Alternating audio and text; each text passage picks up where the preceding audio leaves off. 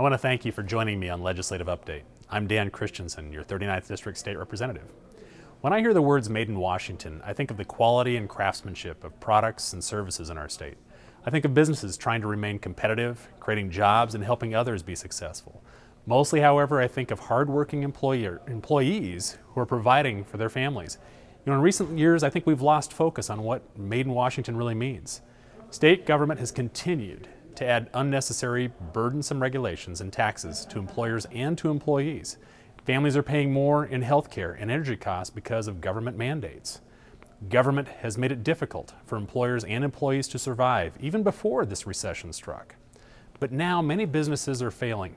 More than 320,000 Washingtonians are unemployed, and families are really struggling to pay their bills. What is the response from the governor and the majority party? They tirelessly recite a Forbes magazine article that says Washington is a great place to do business. And I think it's interesting because they don't even have their business here. But simultaneously, I think we're ignoring the real problems that people have across our state. We all want Washington to be a great place to do business, but we can't get there when state government increases employment insurance and workers' compensation rates against not only employers but employees, especially at a time when we're struggling most. We can't get there when state government is padding its own pockets with tax increases to close a $2.6 billion budget shortfall.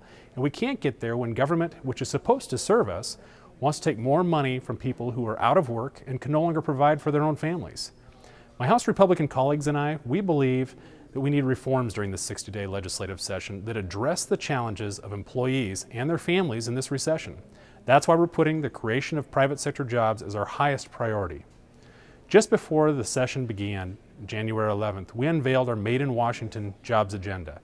Our plan is composed of 4 core components. Number 1, put people back to work by reducing employer costs. Number 2, empower Washington employers to hire people by eliminating burdensome and costly regulations.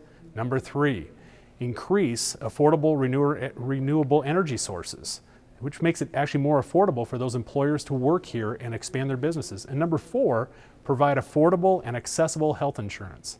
The bills we are introducing focus on preserving employees' existing jobs and creating new ones to get people in Washington working again.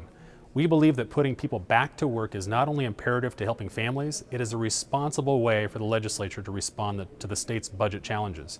A strong economy makes people less reliant on government services and at the same time generates the revenue that helps us carry out the core functions of government.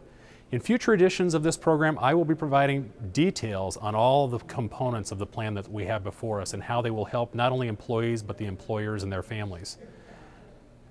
I will also explain how you can get involved so that we can make Made in Washington mean something again. In the meantime, I invite you to review our plan on my website. You'll find the address to my website here on the screen.